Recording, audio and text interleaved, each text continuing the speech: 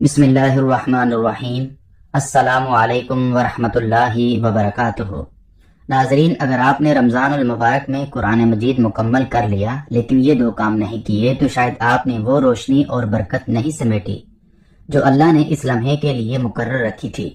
رمضان المبارک میں جب آپ کا قرآن پاک مکمل ہو، جب آپ قرآن پاک مکمل کر لیں تو ختم قرآن پہ یہ دو کام آپ ضرور کریں۔ ہمیں یہ دو کام ضرور کرنے چاہیے۔ یہ وہ کام ہے جو احادیث پاک سے ثابت ہیں۔ نبی کریم صلی اللہ علیہ وسلم اس طریقے سے ختم قرآن کرتے تھے اور آپ کے صحابہ اپنے ختم قرآن پر یہ کام ضرور کرتے تھے۔ بہت سارے لوگ ایسے ہیں جو نہیں جانتے کہ ختم قرآن کا صحیح طریقہ کیا ہے۔ قرآن پاک مکمل ہونے پر ہمیں کیا کرنا چاہیے؟ ناظرین، رمضان المبارک کا بابرکت مہینہ چل رہا ہے اور اسی مقدس مہینے میں قرآن پاک کی تلاوت کا خاص اہتمام کیا جاتا ہے۔ رمضان المبارک میں جب آپ کا قرآن مکمل ہو، جب آپ قرآن پاک مکمل کر لیں تو ختم قرآن پر یہ دو کام آپ ضرور کریں۔ یہ دو کام ہمیں ضرور کرنے چاہیے۔ یہ وہ کام ہیں جو احادیث پاک سے ثابت ہیں۔ نبی کریم صلی اللہ علیہ وسلم اس طریقے سے ختم قرآن کرتے اور آپ کے صحابہ ختم قرآن پر یہ دو کام ضرور کرتے تھے۔ وہ کون سے دو کام ہیں؟ آج میں آپ لوگوں کے ساتھ یہی شیئر کرنے جا رہا ہوں، کیونکہ بہت سارے لوگ ایسے ہیں جو نہیں جانتے کہ ختم قرآن کا صحیح طریقہ کیا ہے۔ قرآن پاک مکمل ہونے پر ہمیں کیا کرنا چاہیے، بہت سارے لوگ نہیں جانتے۔ رمضان المبارک کا بابرکت مہینہ چل رہا ہے۔ یہ وہ ماہ رمضان ہے جس میں کثرت کے ساتھ مسلمان قرآن مجید کی تلاوت کرتے ہیں، کیونکہ قرآن مجید کا ایک خاص تعلق ہے رمضان کے ساتھ، تو زیادہ تلاوت قرآن کی رمضان میں ہی کی جاتی ہے۔ وہ لوگ بھی قرآن مجید ختم کر لیتے ہیں جو پورا سال ختم قرآن نہیں کر پاتے، لیکن رمضان میں کوئی ایک ختم کرتا ہے، کوئی دو کرتا ہے۔ جب آپ کا قرآن مجید مکمل ہو تو قرآن پاک مکمل ہونے پر آپ نے یہ دو کام ضرور کرنے ہیں۔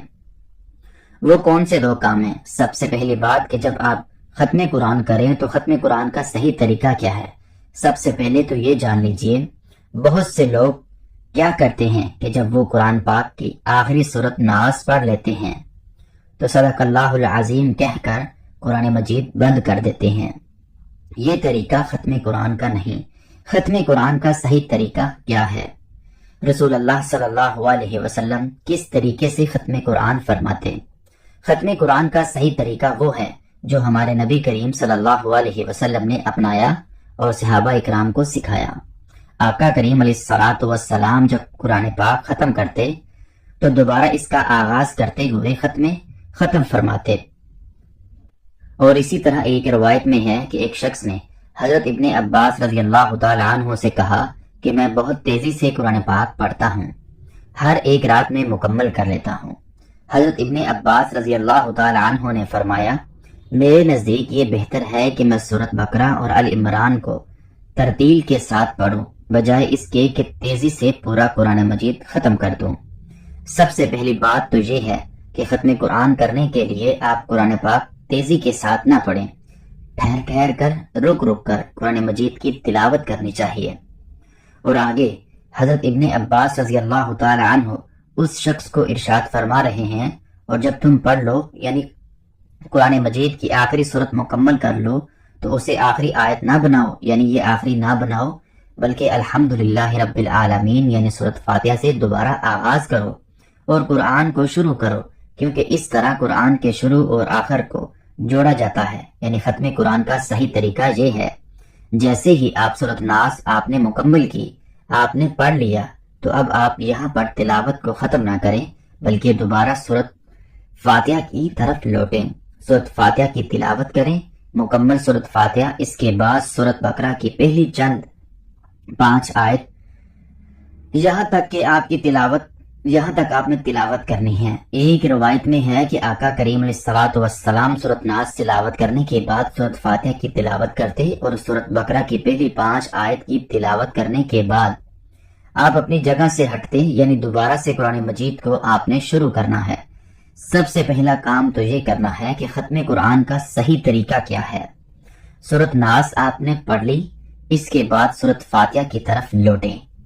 सूरत फातिहा की तिलावत करें और सूरत बकरा की पहली 5 आयत तिलावत करें। अब इसके बाद दूसरा काम आपको जो करना है वो है खत्म कुरान पर दुआ। एक तो दुआ वो जो कुरान पाक मुकम्मल होने पर आखिर में लिखी होती है और आप पढ़ें। इसके बाद आपकी जो मादरी जबान है, जिस जबान में भी आप बात करते हैं, इस जबान में अल्लाह से दुआ जरूर करनी चाहिए, क्योंकि ये कबूलियत की घड़ी होती है।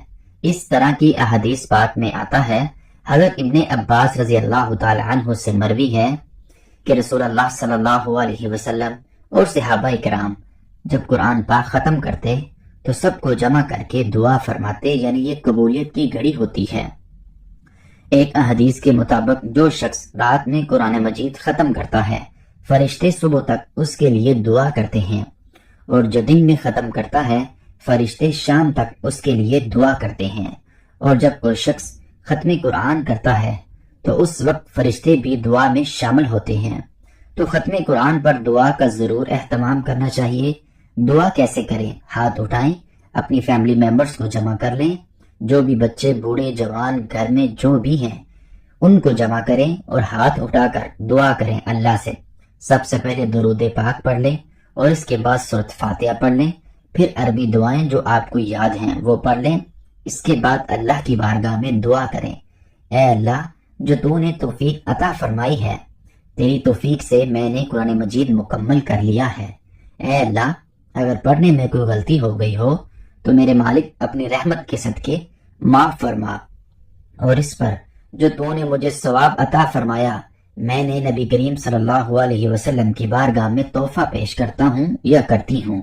और फिर पूरी उम्मत मुसलमान के लिए सवाब करें और अपनी मरहुमीन को भी इस वक्त जरूर याद रखें। मरहुमीन को असाले सवाब करें, और जो भी आपकी दुआएं हैं, जो भी आप दुआ करना चाहते हैं, कोई भी आपका मसला है, कोई भी प्रॉब्लम है, उस वक्त अल्लाह की बारगाह में हाथ उठाकर दुआ करें, क्योंकि ये वक्त कबूलियत की घड़ी होती है, ये वक्त कबूलियत का होता है।